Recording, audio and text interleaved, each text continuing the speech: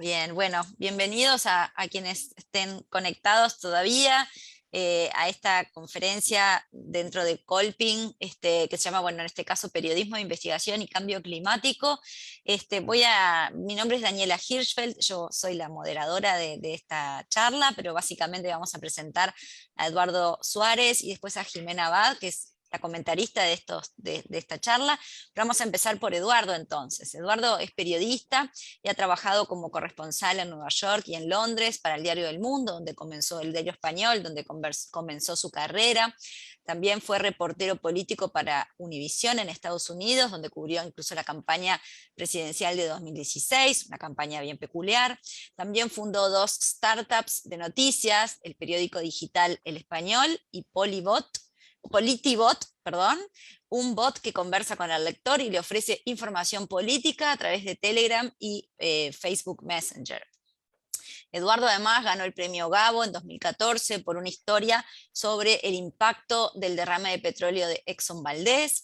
Y bueno, y actualmente, y se presenta aquí como tal, es director editorial del Instituto Reuters, que es parte de la Universidad de Oxford y cuya misión es explorar el futuro del periodismo en el mundo. Este instituto tiene un programa de becas para periodistas, publican investigación académica además, y el informe más importante que publican es el Digital News Report. Así que bueno, le damos la bienvenida a Eduardo y vamos a empezar contigo entonces. Muy bien, muchísimas gracias, Daniela, por esa presentación y por explicar también lo que es el Instituto Reuters. Efectivamente, bueno, pues somos un instituto que tenemos ese programa de becas magnífico al que les recomiendo aplicar a todos los que nos estén viendo. Y también producimos pues, investigación académica, ¿no? Y bueno, pues algunos informes sobre los que voy a hablar a continuación. Quería sobre todo hablar hoy sobre cómo perciben las audiencias y cómo se informa a las audiencias sobre cambio climático. Creo que es algo sobre lo que es importante reflexionar. Por supuesto, en la conferencia hay personas que saben mucho más, ¿no?, de periodismo de investigación y de este ámbito de lo que sé yo, pero sí creo que es importante y seguramente les dé ideas y les ayude a pensar sus coberturas un poco los datos que nosotros tenemos a partir del Digital News Report, que es este informe que publicamos una vez al año, sobre cómo se informa a la gente sobre cambio climático. Y quería empezar hablando no tanto de cambio climático como de la manera en la que la gente se informa y la manera en la que la gente percibe nuestro trabajo en general, como periodistas. El Digital News Report es un informe que publicamos cada mes de junio, está basado en casi 100.000 entrevistas en 46 países. Y bueno, una de las cosas que analizamos todos los años y creo que es importante recordar es la confianza. Y la confianza, la verdad es que en los últimos años había ido bajando en muchos de los países que nosotros analizamos. En cambio, este año ha subido 6 puntos, está en torno a un 44%, que es la media un poco de los países que analizamos. Y la verdad es que nosotros en el instituto creemos que esto tiene que ver con el cambio de cobertura que hemos visto en el último año, debido sobre todo a la pandemia. De repente, nuestros periódicos, nuestras televisiones, nuestras radios se han llenado de información científica, de información útil, de información de servicio, y quizá ha tenido menos espacio la información política, la polarización, a veces esas declaraciones chillonas de los políticos, y esto quizás ha hecho que la confianza en general suba en los países que cubrimos en el informe. Es importante también recordar, y esto sobre todo a la hora de plantear nuestras coberturas, también las coberturas de cambio climático, que una cosa es la confianza de las noticias en general y otra cosa es la confianza que tiene la gente sobre lo que ve en las redes sociales, ¿no? También sobre las noticias que ve en las redes sociales. Son entornos algorítmicos, son entornos donde todo está muy mezclado, la información de calidad está mezclada con bulos, está mezclada con comentarios, a veces incluso con noticias falsas, malintencionadas, y eso hace que en esos entornos la gente se fíe menos de lo que ve, lo cual en general creo que es una buena noticia, ¿no? Ya ven, esta brecha de confianza, ¿no?, entre ese 44% que citaba antes y apenas el 24%. Es cierto y es importante recordar que la confianza no es igual en todos los países del informe. Nosotros, como decía, cubrimos 46 países y la confianza depende mucho del país. Hay países con una confianza altísima, ¿no? Como Kenia, como Brasil, incluso como Finlandia, como muchos de los países nórdicos, y en cambio la confianza en general es relativamente baja, sobre todo en estos países latinoamericanos que cubrimos, ¿no? Colombia, Perú, México, Chile, Argentina. Es cierto que no ha evolucionado igual en todos los países. En Chile, por ejemplo, bajó muchísimo el año pasado, seguramente influida por los disturbios, por las protestas contra el establishment, que también eran unas protestas contra los medios, en cierto modo, pero este año quizá al hilo de la Convención Constitucional pues ha rebotado hacia arriba, ¿no? Y vemos cómo ha subido 6 puntos. En cambio, en México ha estado bajando durante muchos años, durante los últimos años, y pensamos que tiene que ver, ¿no? Un poco con la retórica, ¿no? que estamos escuchando, ¿no? del presidente mexicano. Pero bueno, es algo muy variado dependiendo de los países, pero es cierto que en muchos de los países ha subido en el último año. Es importante recordar que esa brecha de la que les hablaba es un poquito más pequeña en Latinoamérica. Estas son cifras de Colombia y, como ven, en Latinoamérica, que es un sitio donde se consume más información en redes sociales, más que en otros países y más que en otras regiones, la brecha también es más pequeña.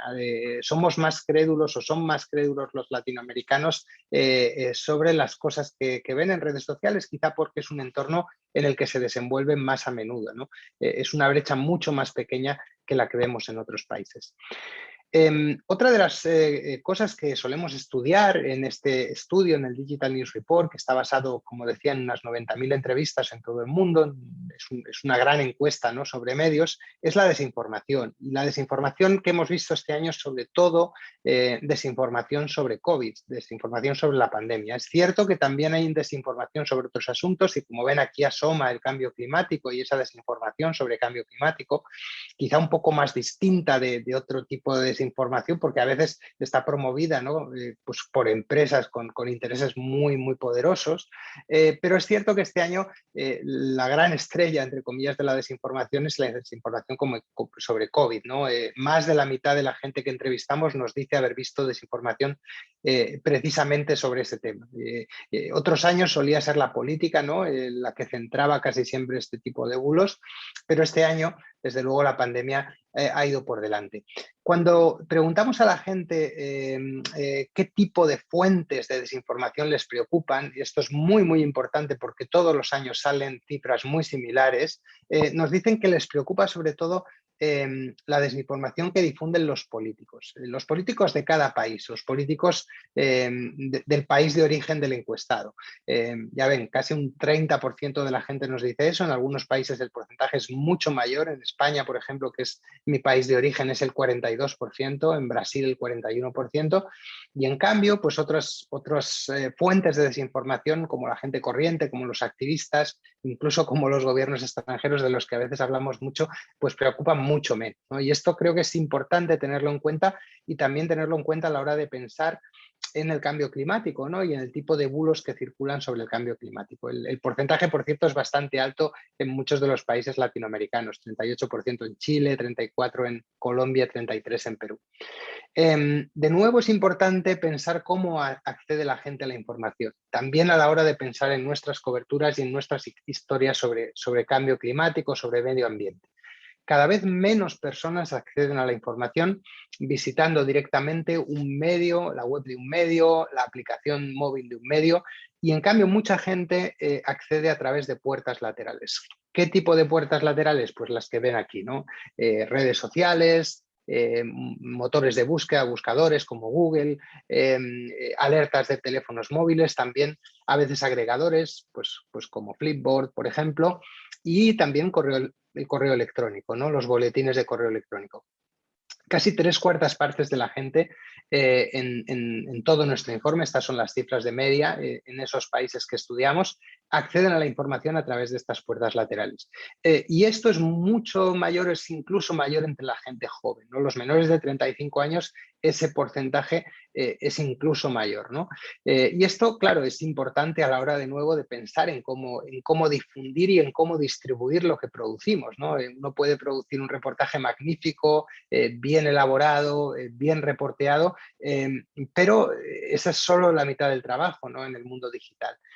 A partir de ahí tienes que pensar muy bien cómo lo distribuyes, cómo lo difundes. Y bueno, pues las cifras que ven aquí de estos países de Latinoamérica reflejan que esa realidad de Latinoamérica es incluso todavía más clara, ¿no? Todavía menos gente, ¿no? Acude a la información directamente, yendo directamente a las páginas web de los medios. En cambio, en otros países, ¿no? Como Estados Unidos, está un poquito más mezclado. ¿Qué redes sociales usan más la gente para informarse? Estos son cifras, las cifras que ven aquí es la media de nuevo de todos los países y son cifras sobre el uso de estas redes para informarse, no el uso general, ¿no? Y bueno, pues la red que más usa la gente para informarse en general en los países que estudiamos es Facebook, aunque como ven, ahí ha ido bajando un poquito en los últimos años, pero sigue siendo la que está por delante, ¿no? Y bueno, en cambio, lo que estamos viendo es que hay redes más nuevas, a veces aplicaciones más de mensajería, ¿no? Como WhatsApp, como Telegram, también redes más visuales como Instagram, como TikTok, que están subiendo, ¿no? A medida que baja Facebook, quizá entre los segmentos más jóvenes, este tipo de redes, este tipo de plataformas están subiendo, ¿no? Cada vez las usa más gente para informarse. El caso de WhatsApp es muy evidente, en apenas 7 años ha subido de un 7% a un 17%, y es un lugar donde, por cierto, sabemos que circulan muchos bulos, y también sabemos, por cierto, que es un sitio que es especialmente sensible y especialmente usado en muchos países latinoamericanos, en España, en Portugal, en muchos sitios del sur global. Pero claro, son redes donde es mucho más difícil también controlar la desinformación que circula, porque en Facebook el newsfeed es un sitio relativamente abierto, pero esta desinformación en aplicaciones de mensajería circula pues casi en una caja negra, ¿no? Es muy difícil saber lo que está circulando ahí, por eso los bulos son más difíciles de controlar. Después de esta perspectiva general, me gustaría hablarles brevemente sobre cómo nos informamos sobre cambio climático, lo que sabemos a partir de los datos del Digital News Report. En este caso, son datos del año pasado, de 2010, porque este año no preguntamos sobre este asunto, pero creo que son muy ilustrativos y nos ofrecen una idea de pues cómo se informa la gente, la población más general sobre este asunto tan importante. Y la verdad es que una de las cosas más relevantes, yo creo, es reconocer que todavía la televisión, todavía en 2021, es el medio de referencia para la información sobre cambio climático. Quizá porque es un tema muy visual, porque es pues un asunto que bueno, pues sobre el que nos concienciamos básicamente viendo imágenes y comprendiendo in situ lo que ocurre, sigue siendo el medio por excelencia a la hora de informarnos sobre cambio climático. Es cierto que este sondeo lo hicimos en febrero de 2020, y bueno, pues era un momento también de mucha información, ¿no? En todo el mundo, y la información normalmente nos lleva a la televisión, porque es así, cuando hay una información muy importante, muy relevante, muy urgente, enseguida nos pegamos a la televisión, pero es cierto que es un porcentaje todavía muy amplio. El 35% nos dice que su fuente más usada para informarse sobre el cambio climático es la televisión. Es cierto que la segunda fuente no son los periódicos impresos, no son las radios, son las páginas web de los medios, las páginas web de los grandes medios, ¿no? De los grandes periódicos. Es decir, ahí estamos viendo que el entorno digital es cada vez más importante. También si lo sumamos, ¿no? Pues al impacto que tienen las webs especializadas, un 13%, también fuentes y medios alternativos, ¿no? Con un 9%. Luego estas cifras hay que matizarlas, y lo que es muy interesante también es ver un poco cómo esas cifras varían según la edad.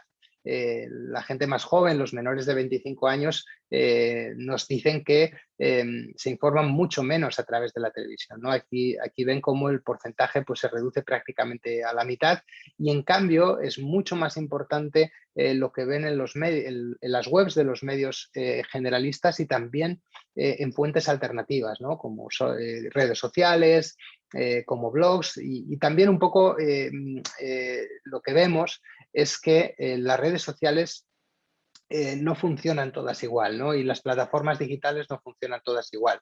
Esta es una pregunta que hicimos este año y aquí se ve pues, que los medios tradicionales todavía somos capaces, digamos, de dominar la conversación sobre las grandes historias de noticias, también incluido el cambio climático, en redes como Twitter o Facebook, pero en cambio en este tipo de plataformas de las que hablaba antes, que son más nuevas, que están teniendo más auge últimamente, que son más usadas entre los jóvenes, ahí la mayoría de la gente se informa a través de famosos, de influencers, de personas a las que siguen, ¿no? Más que de medios tradicionales. Y la verdad es que esto, que podría parecernos negativo quizá a los periodistas, creo que es una lección, ¿no? Y sobre todo en asuntos pues como el medio ambiente, como la violencia doméstica, como pues las grandes reivindicaciones raciales. Son asuntos en los que los influencers y las personas jóvenes famosas están a veces manteniendo estos asuntos en la agenda, ¿no? A veces cuando los medios tradicionales nos olvidamos de ello, pues gente pues como Greta Thunberg, como Vanessa Nakate, gente a la que estos jóvenes siguen en estas plataformas, pues están haciendo un trabajo que a veces los medios no hacemos. Una de las cosas por las que hemos preguntado también, y creo que es importante en lo referente al cambio climático, es el debate en torno a la imparcialidad, ¿no? La inmensa mayoría de los encuestados creen que los medios deberían dar el mismo espacio a todos los puntos de vista. Y esto es curioso porque es un debate que tenemos, ¿no? Siempre cuando hablamos del cambio climático y sobre si los medios deberían dar espacio, ¿no?, a la gente que niega el cambio climático, ¿no?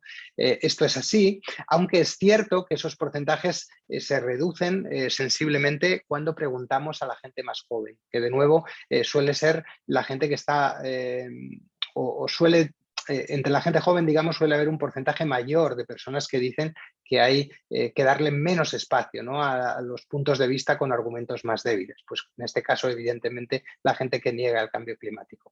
También es distinto, por cierto, el porcentaje de gente joven que piensa que los medios deberían intentar ser neutrales en todos los temas. Como ven, sigue habiendo una mayoría que piensa que sí, que los medios deberían ser neutrales en todos los temas, pero hay una minoría bastante notable, sobre todo entre la gente más joven, en torno a un 30, un 40% de gente que dice que no tiene sentido en todos los temas. Y el tema más evidente, ¿no?, que siempre sale, es el cambio climático, pero también asuntos de justicia social, de justicia racial, etc. La proporción que piensa que el cambio climático es un problema muy serio, por cierto, es bastante alta en todos los países que estudiamos, en los 46 países, pero es cierto que varía de país en país, ¿no? El país, curiosamente, que está más alto en este baremo es Chile, con un 90% junto a Kenia, pero hay países pues un poco entre ese 90% y el 40% en Holanda o en Noruega, que son los porcentajes más bajos. Hay países un poco en esa, los países oscilan en esa horquilla. Es cierto que en algunos países es relativamente baja, pero en todos los países, y esto es una buena noticia, hay una mayoría de encuestados que nos dicen que el cambio climático es un problema grave, ¿no? Y creo que es un reflejo de que los medios están cubriendo relativamente bien este asunto, al menos en los últimos años.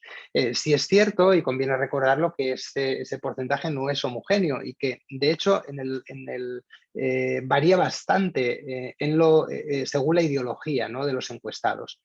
Aquí están las cifras, ¿no?, de Estados Unidos, de Suecia y también la media de todos los países que estudiamos, y como ven normalmente, y como bueno, pues quizá todos habríamos pensado, la gente de izquierdas normalmente es más probable, ¿no?, que piense que es un problema serio, y en cambio la gente de derecha, sobre todo, fíjense, ¿no?, en Estados Unidos apenas un 18%, ¿no?, de personas que se definen como conservadoras piensan que el cambio climático es un problema grave, ¿no? No es tanta la diferencia en la media de todos los países, pero en algunos países como Estados Unidos, donde ha habido un presidente y un partido republicano, ¿no?, que son tan beligerantes contra el cambio climático, pues eso desde luego influye, ¿no?, en esos porcentajes. De todos modos, es muy importante de nuevo recordar que la mayoría de la gente a la que preguntamos nos dice que los medios están haciendo un buen trabajo a la hora de cubrir el cambio climático. Y creo que eso es importante. No deberíamos despistarnos tampoco ni desmoralizarnos, ¿no? Porque a veces pensamos pues, que no hacemos lo suficiente y quizás siempre se puede hacer más, pero en general la gente piensa que los medios están cubriendo bien el cambio climático. Y es más, la gente que lo considera como un problema serio, entre esa gente que lo considera como un problema serio, ese porcentaje es incluso mayor, casi un 60%, ¿no? O sea que yo creo que en general los medios sí que están cubriendo, sí que están haciendo un esfuerzo por cubrir el cambio climático, quizá no con toda la constancia que deberían, pero sí que están haciendo un esfuerzo. Bien, Eduardo, para que tengas más o menos Sí, el dominio del tiempo, nos quedan unos minutitos. sí, Lo veo que ya estás terminando, así que bien. estoy terminando, sí, en 5 minutitos. No, quería antes de acabar presentaros un par de ejemplos, ¿no? Que creo que son ejemplos de medios que han hecho un esfuerzo, por lo que decía, ¿no? Por intentar ir más allá, ¿no? de publicar un reportaje tradicional o de un reportaje más o menos bien reporteado, ¿no? Este es un medio español que se llama La Atadista, es un medio muy, muy pequeño, son apenas 2 periodistas, pero hicieron esta investigación que creo que es muy, muy importante. En España tuvimos un problema muy grave en la costa con una burbuja inmobiliaria y básicamente especulación inmobiliaria. Un montón pues de constructores básicamente destruyeron kilómetros y kilómetros de costa virgen, ¿no? Que había en España. Y bueno, pues esta pareja de periodistas, Ana Tudela y Antonio Delgado, se dedicaron precisamente a recorrer todos los kilómetros de costa que tenemos en España y plasmaron esa gran investigación en un libro, en papel, este libro que ven aquí de Playa Burbuja, pero también a la vez pues hicieron un trabajo, como yo digo, por tierra, mar y aire, ¿no? Hicieron el libro en papel, por supuesto, que se sigue vendiendo, por cierto, en su página web y les recomiendo, pero hicieron un gran especial digital, un gran reportaje digital multimedia que incluye gráficos, que incluye vídeos, que incluye audios. Este ejemplo que ven aquí de Desmontando el Algarrobico, que es uno de los grandes hoteles que quedó sin construir y que ven la foto ahí en una playa de Almería, del sur de España, pero también a la vez pues, hicieron formatos muy originales, ¿no? Por supuesto hicieron un montón de hilos explicando todos los detalles en Twitter de la investigación y también estos vídeos que les recomiendo que vean, que son unos vídeos bueno, hechos en cuadernos y hechos a mano, ¿no? Explicando a mano en las páginas de un cuaderno todos los detalles de cada investigación. Un ejemplo que me gusta en especial son estos medios, este ejemplo en concreto es de aquí del Reino Unido, del Bureau of Investigative Journalism, pero hay algún ejemplo más en Estados Unidos, de medios que han llevado grandes reportajes de investigación sobre distintos temas, este en concreto sobre la violencia doméstica, a las tablas del teatro, a un escenario de un teatro, ¿no? Y la verdad es que es una manera bueno, pues de darle vida, ¿no? De que coja vida una historia que a veces pues en papel puede tener o en internet puede tener 3.000, 4.000, 5.000 palabras y es difícil de leer, pero en cambio sobre un escenario pues coge vida y es algo extraordinario. Creo que es una gran idea para cualquier periodista de investigación. Este ejemplo, que de nuevo es de un medio español, Maldita, que es una organización de fact-checking, creo que es muy interesante por cómo ellos utilizan a sus socios, ellos los llaman embajadores, ¿no? Y básicamente lo que hacen es utilizar lo que llaman sus superpoderes y es básicamente las cosas sobre las que ellos saben. Tienen una base de datos de todos sus socios y cuando se hacen socios les piden que les digan sobre qué son expertos, ¿no? Y bueno, pues tienen desde astrofísicos, por ejemplo, este es un caso muy interesante sobre un geólogo que les ayudó a explicar mejor lo que está pasando en el volcán de La Palma, en las Islas Canarias, que está ahora mismo en erupción, pero bueno, tienen médicos, tienen científicos y bueno, pues aprovechan un poco la sabiduría, ¿no? que tiene su audiencia. Y por último, bueno, pues un caso de un medio que a mí me gusta mucho, que es Robot la Bot en Chile, y que nació un poco con la experiencia de Politibot, al que citabas antes, un poco inspiradas en la experiencia que hicimos en Politibot en España, pues ellas empezaron este bot experimental en Chile. Es un bot que envía mensajes a través de Telegram y de Facebook Messenger, y que bueno, pues poco a poco se ha ido transformando también en un boletín de correo electrónico y en esta página web hasta el punto de que han estado dentro del equipo de los Pandora Papers, ahora en la gran investigación transnacional que se ha publicado hace apenas unas semanas. Bueno, ya para terminar, y es lo último que voy a decir y ya pasamos a conversar, les recomiendo, sobre todo a los periodistas, a cualquier periodista que nos esté escuchando, no solo periodistas climáticos, la nueva red que acabamos de lanzar en el Instituto Reuters es la Oxford Climate Journalism Network. Es una red de periodismo climático y está abierta a cualquier periodista, no solo a periodistas medioambientales. Nuestra idea es que, por supuesto, la crisis climática es un problema gravísimo para la humanidad y que requiere especialización para cualquier periodista, también para periodistas de deportes, de moda, de política, de economía.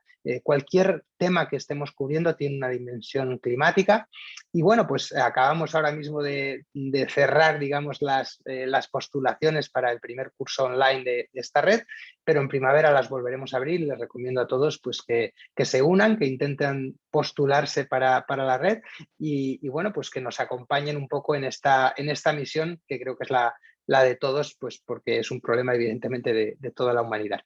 Hasta aquí la presentación y ahora conversamos un poco de lo que quieran. Muchas gracias. Estupendo, estupendo. Muchísimas gracias, Eduardo.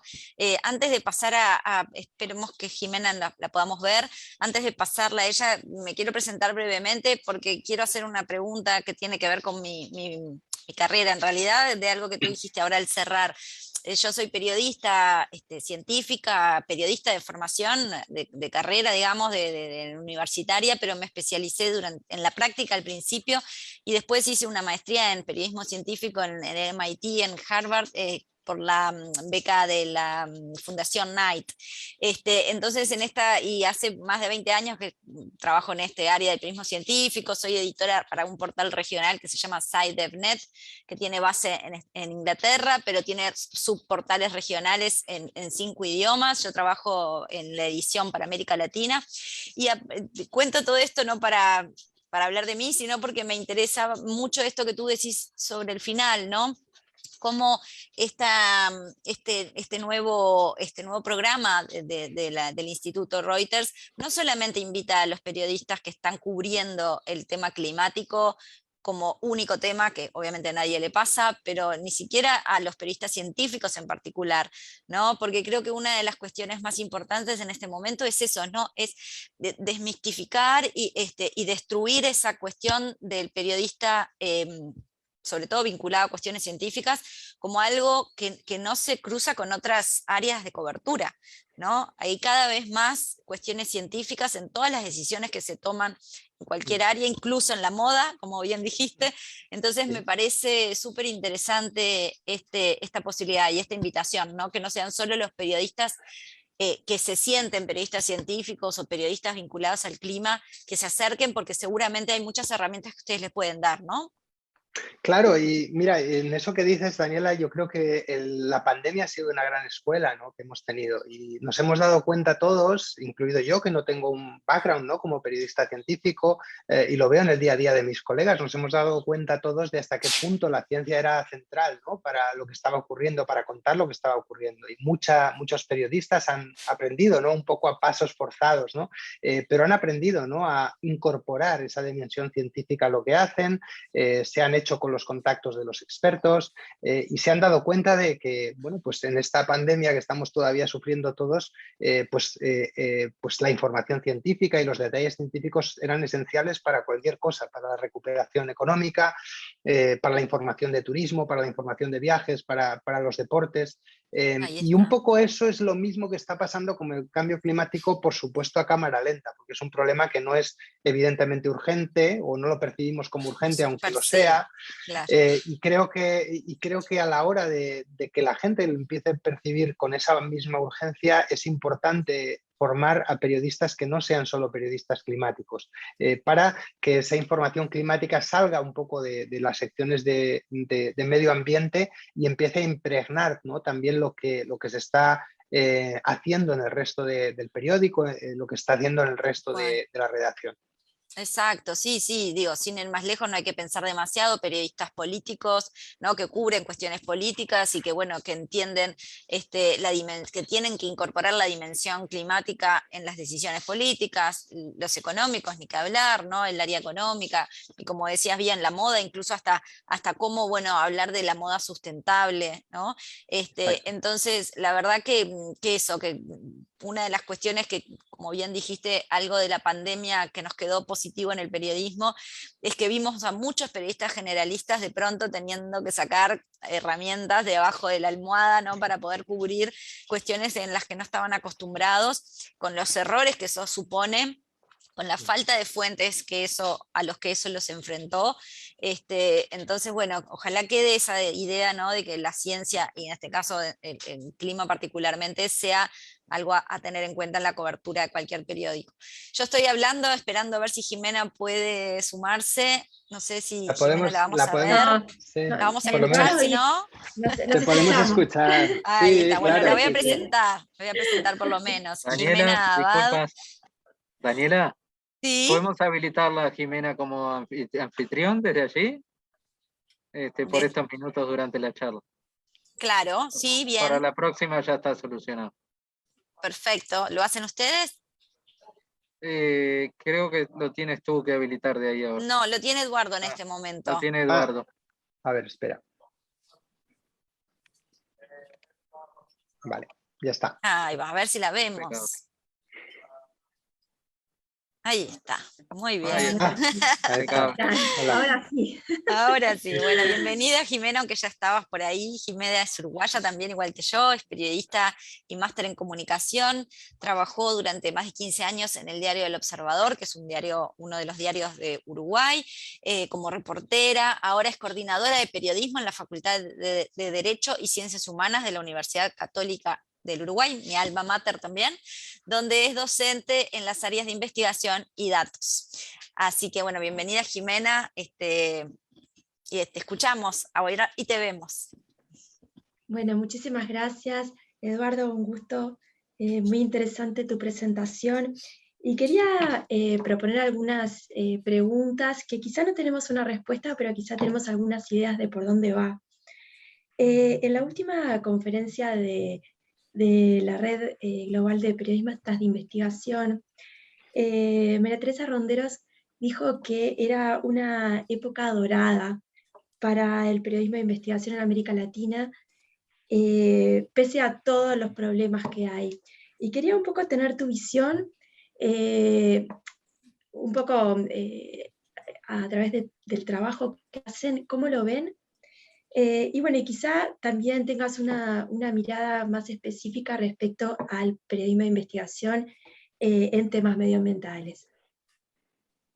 Bueno, yo estoy muy de acuerdo, ¿no? Con esa frase de María Teresa. Efectivamente, o sea, nunca ha sido o nunca hemos tenido tantas herramientas, ¿no? Para llegar a la audiencia como tenemos ahora. Es cierto que es una paradoja. Al mismo tiempo, en los últimos años lo hemos tenido muy, muy difícil, o lo estamos teniendo muy difícil para hacer que ese tipo de trabajo sea rentable. Y bueno, pues esa es un poco la paradoja en la que vivimos. ¿Por qué? Pues porque el consumo de las audiencias está cambiando. Estamos en un entorno dominado por las plataformas digitales, con todo lo que eso significa para nuestros ingresos publicitarios, también con lo que eso significa para la atención, ¿no? De nuestras audiencias, que a veces está en otro sitio, ¿no? Pero al mismo tiempo tenemos que tener en cuenta que nunca hubo una edad dorada a la que volver. Los periódicos en los años 80, los años 70, 90, en la mayoría de los países, supongo que en el Uruguay será parecido, pues los leía una minoría de la gente. No eran productos masivos, era una minoría ilustrada, que quizá es también la minoría ilustrada que en nuestras historias ahora cuando las escribimos en formato digital. Pero claro, quizá era más fácil, ¿no? Pues hacer que esos medios fueran rentables. Dicho eso, hay muy buenos ejemplos de medios rentables pequeños, digitales, nuevos, que están haciendo un gran trabajo en muchos países de América Latina, ¿no? bueno, en Uruguay ustedes tienen el caso de La Diaria, que es un caso muy, muy notable, pero en Colombia está la silla vacía, en El Salvador está el paro, en Nicaragua, con todos los problemas enormes, ¿no?, que tienen ahora con la libertad de expresión, está Confidencial y están otros medios también independientes. En Venezuela está Efecto Cocuyo, de nuevo, incluso en un entorno tan hostil, ¿no?, para los medios como es Venezuela ahora mismo. Y creo que la gran ventaja, ¿no?, que tenemos ahora es que es mucho más sencillo lanzar un medio digital de lo que lo fue nunca lanzar un medio analógico, ¿no? Los costes son muy pequeños. Es cierto que también es más difícil hacer dinero o por lo menos conseguir ingresos, pero también es más fácil llegar al nivel de ingresos, ¿no?, que te permite sobrevivir, y en ese sentido sí, o sea, es muy sencillo ahora llegar a la audiencia. Y en términos de herramientas, que supongo que también estaba pensando en eso María Teresa con la frase, es increíble, ¿no?, la cantidad de cosas que podemos hacer, ¿no? Es posible usar herramientas de geolocalización, por ejemplo, para saber qué está pasando en la selva amazónica, casi en tiempo real, ¿no? Eso hace unos años sería imposible, tendrías que enviar un periodista, ¿no?, a un sitio súper remoto, ¿no? Ahora mismo hay muchas herramientas digitales que podemos usar para conseguir la historia y también muchas herramientas que podemos usar para difundirla, ¿no? Y por eso creo que tenemos que obsesionarnos, sobre todo nosotros. Yo vengo también de una escuela muy tradicional y pasé muchos años en un periódico de papel, pero creo que tenemos que obsesionarnos con, una vez que la historia está bien hecha y bien investigada y bien reporteada, tenemos que obsesionarnos por difundirla por distintos canales y de distintas maneras, porque el artículo, mira, antes mencionaba, ¿no?, Daniela, ¿no?, el premio Gabo, ¿no? Yo gané el premio Gabo con un artículo larguísimo, yo creo que eran, no sé si eran 13.000, 14.000 palabras, ¿no? De hecho fue al final un libro en papel. Bueno, está muy bien hacer ese artículo, pero si lo hubiera hecho hoy, desde luego, hubiera pensado mucho más en el después, ¿no?, en cómo difundir toda la información que había ahí, ¿no? Y hay muchas maneras, muchos canales distintos, y cada canal tenemos que pensar muy bien en qué tipo de audiencia está ahí y cuál es el entorno, digamos, más natural a la hora de consumir la información en ese canal, y no siempre es un artículo tan largo. Y esto, un poco yendo con esto que mencionabas, de cómo difundimos mejor los contenidos, considerando que la gente entra por puertas laterales. Si tuvieras que dar 3 tips, a ver, sé que es muy difícil generalizar, pero si tuvieras que dar 3 tips que fueran, que no fallan, ¿cuáles serían? Bueno, yo creo que hay una cosa que cada vez está más de moda, bueno, o digamos que cada vez estamos usando más los periodistas, y creo que es muy buena noticia, que son los boletines de correo electrónico. Es un entorno relativamente sencillo, barato, hay muchas herramientas casi gratuitas, y es un entorno muy íntimo y que propicia una relación muy especial, ¿no?, con la audiencia, ¿no? La gente te responde.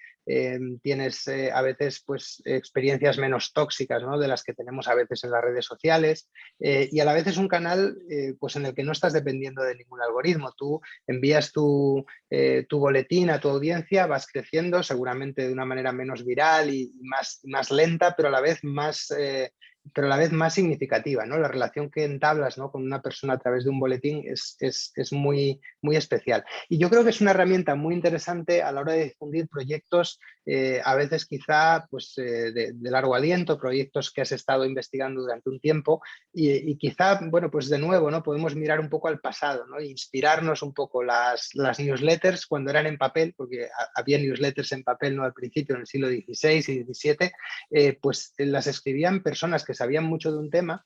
De hecho, el origen de las noticias y de los periódicos es ese, ¿no? Eran lo que llamaban los avisi en Italia, ¿no?, en el Renacimiento, y eran personas muy informadas que escribían cartas que difundían a los mercaderes en distintas ciudades y tal sobre lo que estaba pasando en el mercado en ese país, ¿no?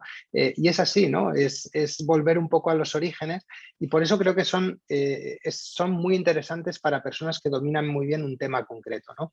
Y que tienen mucha información, bien sea sobre un proyecto en el que están trabajando, en el que han trabajado, o sobre un tema que siguen como con mucha asiduidad. Y creo que es Por eso es muy interesante también para el cambio climático, porque es una manera de pues coger un poco una audiencia muy, muy interesada por el tema, que sabemos que es un tema que es apasionante para mucha gente y debería serlo para más, ¿no? Pero creo que a la vez es algo mucho más digestible, mucho más fácil de digerir quizá, que a veces investigaciones más largas. Es una manera muy fácil de recrear esa costumbre, ¿no? Esa lectura, digamos, periódica, ¿no? Que teníamos a veces pues, con las revistas o con los periódicos. Por eso creo que es interesante y ese sería mi tip, digamos. Bien. Bien, Jimena, nos quedan todavía 2, 3 minutitos, pero bueno, no sé si tenías otra pregunta, yo tengo también algún comentario, pero adelante.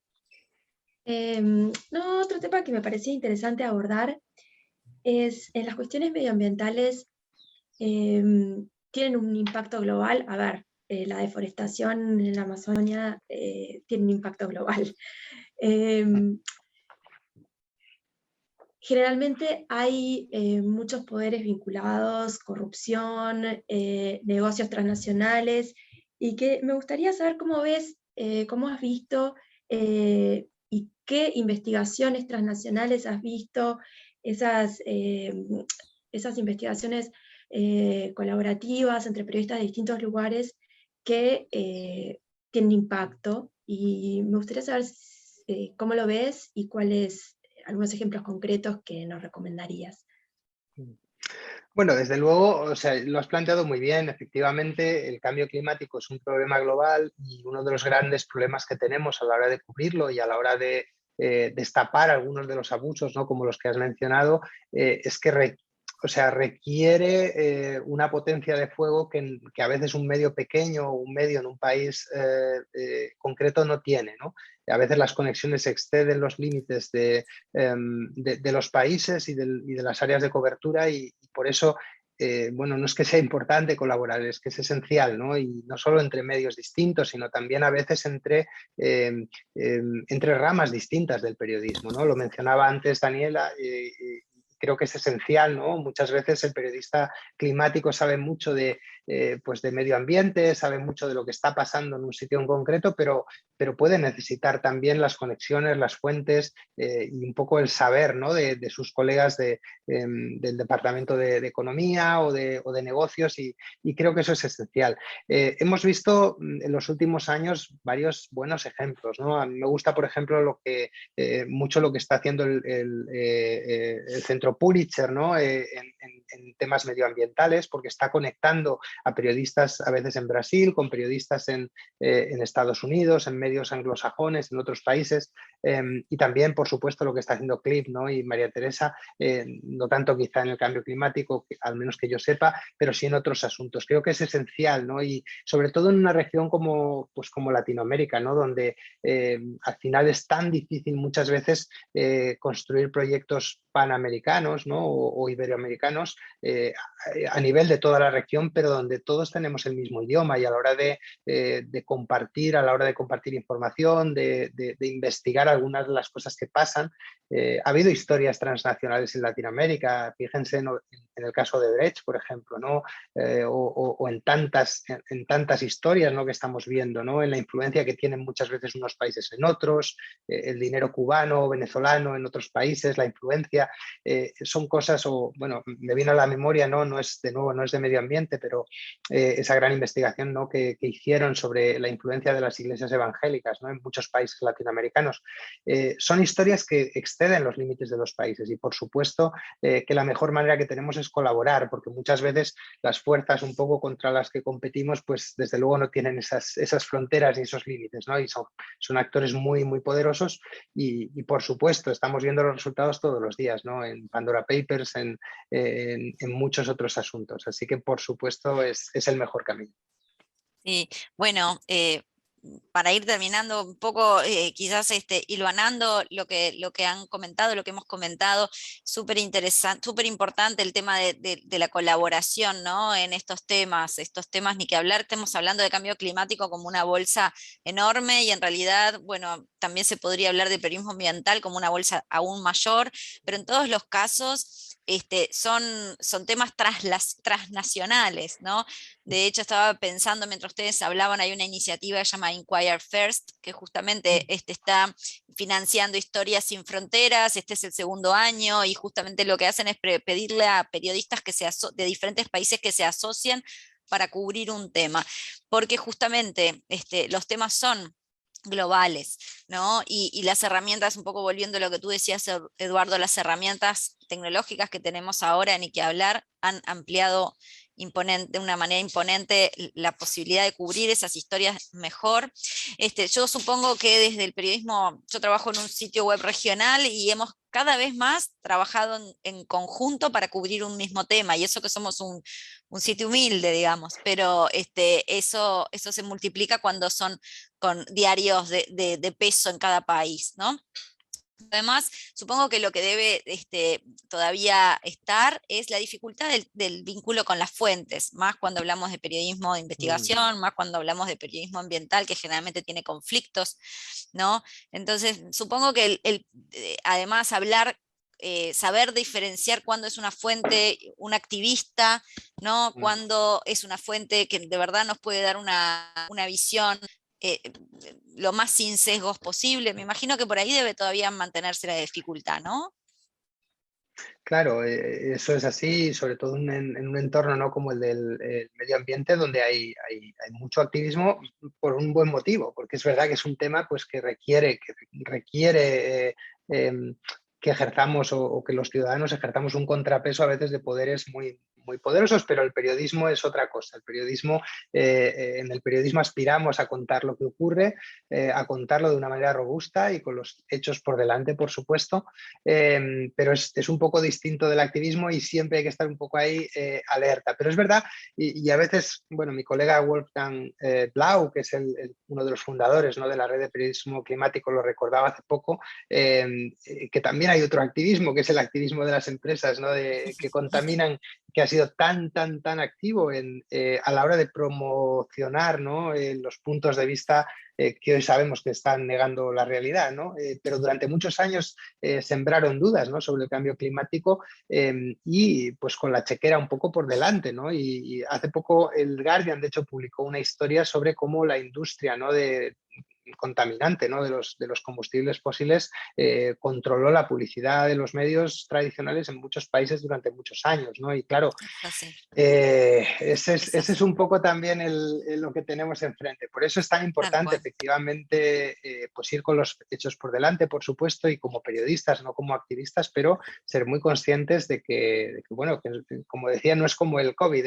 Contra el COVID estamos todos igual, pero en este asunto hay algo enfrente, hay un poder enfrente bueno, que evidentemente tiene mucho que perder, ¿no?, con este cambio de paradigma que estamos viendo y que va siempre a estar ahí un poco en contra de lo que publicamos o intentando desmentirlo o rebatirlo, ¿no?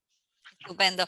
Eduardo Suárez, Jimena Abad, les agradezco muchísimo el tiempo y la participación en esta mesa, y bueno, los dejamos con la siguiente actividad. Gracias a todos por conectarse. Muchas gracias a todos. Muchísimas Hasta luego. gracias. Un gran Gracias, un gusto. placer.